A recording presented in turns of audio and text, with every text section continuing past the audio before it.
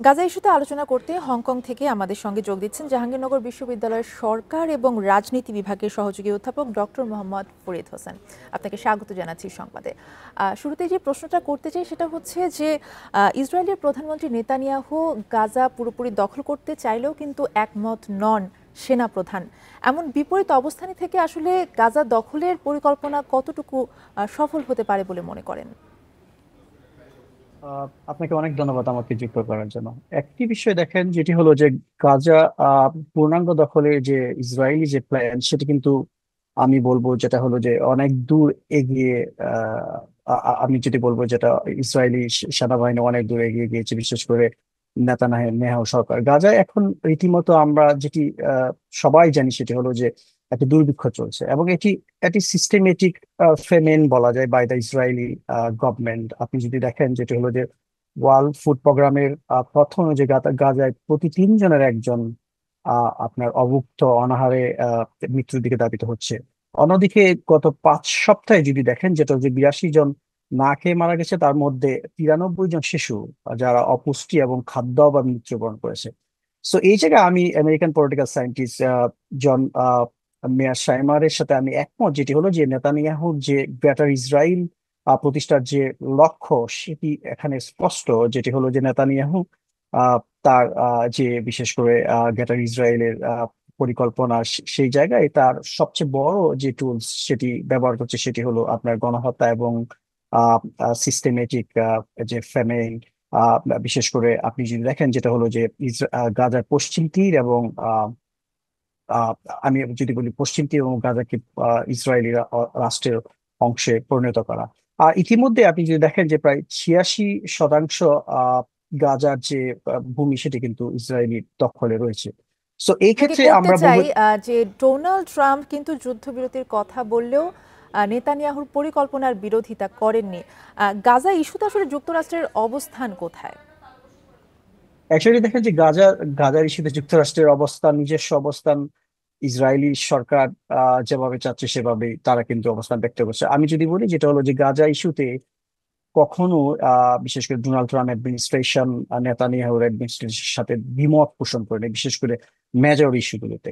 So এই ক্ষেত্রে আমি যদি বলি, সেটা হলো যে ডোনাল্ড ট্রাম্প অ্যাডমিনিস্ট্রেশন চায়, যেটি হলো যে নেতানিয়াহু এবং তার অ্যাডমিনিস্ট্রেশন যেভাবে বিশেষ করে ইসরায়েলের সার্বভৌমত্ব এবং ইসরায়েলের সেফটি সিকিউরিটির জন্য গাজাকে ঢেলে সাজাতে চায়, সেই জায়গায় তারা পুরোপুরি একমত। কারণ এই জায়গায় আপনি আপনি একটা বিষয় লক্ষ্য করবেন, সেটি হলো যে হ্যাঁ, ডোনাল্ড ট্রাম্প ইতিমধ্যেই স্বীকার করেছেন, যেটি হলো যে গাজায় পূর্ণ দখলের বিষয়টি আহ সেটি নেতানিয়াহু এবং তার অ্যাডমিনিস্ট্রেশন দেখবে, সে জায়গায় তার বলার কিছু নেই।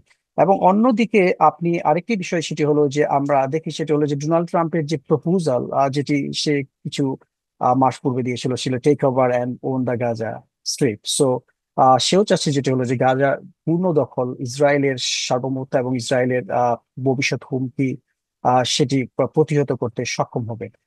যার ফলে আমি আমি যেটি বলবো, সেটি হলো যে গাজার এই পূর্ণ দখল বা নেতানিয়াহুর যে পরিকল্পনা, এবং সেক্ষেত্রে আপনি ইতিমধ্যে আপনাদের সংবাদে বলেছে, সেটি হলো যে চিফ অফ আর্মি স্টাফ তার বিরোধিতা করেছে, বা তার বিরোধিতা করলে, এবং নেতানিয়াহু কিন্তু স্পষ্ট জানিয়ে দিয়েছে, যদি গাজা পূর্ণ দখলের বিরোধিতা করে কেউ, তাহলে তাকে সরে যাওয়া উচিত তার পথ থেকে। তার মানে গাজা পূর্ণাঙ্গ দখলের যে পরিকল্পনা, সেটি কিন্তু ইসরায়েল আহ সে বিষয়ে কিন্তু অনড়।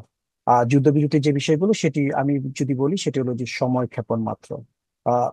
অ্যাকচুয়ালি নেতানিয়াহু যুদ্ধবিরতি কিংবা জিম্মিদের মুক্তির বিষয়ে তার যে দৃঢ় প্রতিজ্ঞা বা সংকল্প, সেটি কিন্তু লক্ষ্য করা যাচ্ছে না, সেটি তার কর্মকাণ্ড দেখে কিন্তু বোঝা বিষয় যাচ্ছে। যদি বলি যে গাজা যুদ্ধ বন্ধে কিন্তু চাপ বাড়াতে ট্রাম্পকে চিঠি দিয়েছেন ইসরায়েলের সাবেক প্রধানমন্ত্রী সহ 600 বিশিষ্ট জন।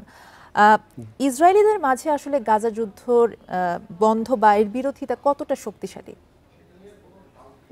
একটি বিষয় দেখেন, সেটি হলো যে অ্যাকচুয়ালি নেতানিয়াহু গাজায় যে বিশেষ করে সামরিক অভিযান এবং যে এই হত্যাযজ্ঞ, সেটি কিন্তু পরিচালিত করছে মূলত তার যে দুর্বল রাজনৈতিক অবস্থান, সেটিকে আর শক্তিশালী করার জন্য। বিশেষ করে সে এবং তার যে লিকুদ পার্টি, বিশেষ করে তার রাজনৈতিক জোট, রাইট উইংস হার্ডলাইনার যারা রয়েছে এবং রিলিজিয়াস ন্যাশনালিস্ট যারা রয়েছে, যারা লিকুদ তার কোয়ালিশনে, পলিটিক্যাল কোয়ালিশনে রয়েছে, তাদেরকে খুশি করার জন্য কিন্তু গাজা এই যে যুদ্ধ অভিযান বা যাতে গাজায় গাজায় যে হত্যাযজ্ঞ সেটি কিন্তু পরিচালিত করছে। অন্যদিকে আপনি দেখবেন সেটি হলো যে সাম্প্রতিক সময়ে ইসরায়েলের ভেতরকার বিশেষ করে ইয়াং ইসরায়েলেরা কিন্তু গাজায় হামলা এবং আহ, যুদ্ধ যুদ্ধ বন্ধের জন্য কিন্তু চাপ সৃষ্টি করছে, বিশেষ করে বিভিন্ন রকম বিক্ষোভ হচ্ছে। এবং শুধু সেটি নয় কিন্তু আপনি যদি দেখেন যে G7 ভুক্ত দেশ বিশেষ করে কানাডা, যুক্তরাজ্য এবং যুক্তরাষ্ট্র এবং ফ্রান্স আগামী সেপ্টেম্বরে বিশেষ করে 29তৃতীয় জাতিসংঘের সাধারণ অধিবেশনে ফিলিস্তিনিকে স্বীকৃতি দেওয়ার কথা কিন্তু তারা ইতিমধ্যে ঘোষণা দিয়েছে। সো ওই শুধু আমি যদি বলি সেটা হলো যে ইসরায়েলের ভেতর থেকে নয়, আন্তর্জাতিক ক্ষেত্রে বিশেষ করে ইসরায়েলের মিত্র রাষ্ট্রগুলোর পক্ষ থেকে কিন্তু এই যুদ্ধ বন্ধের প্রশ্ন আমি সর্বশেষ ব্যাপক আপনাকে আকারে করতে চাই যে চাপ রয়েছে। ফিলিস্তিন রাষ্ট্রকে স্বীকৃতির বিষয়ে ফ্রান্স, যুক্তরাজ্য এবং কানাডার অবস্থান নিয়ে আসলে আপনার মূল্যায়ন জানতে চাইবো। আর নিঃসন্দেহে এটি একটি খুব ভালো উদ্যোগ, যেটি হলো যে তারা ইতিমধ্যে ঘোষণা করেছে আগামী সেপ্টেম্বরে অনুষ্ঠেয় জাতিসংঘের সাধারণ পরিষদে ফিলিস্তিনিদের স্বীকৃতি দিবে। এবং এটি যদি হয় তাহলে কিন্তু আপনি যদি বলেন যে ইসরায়েলের উপর আন্তর্জাতিক চাপ আরো বাড়বে, কারণ এই তিনটি রাষ্ট্রই কিন্তু ইসরায়েলের মিত্র হিসেবে পরিচিত।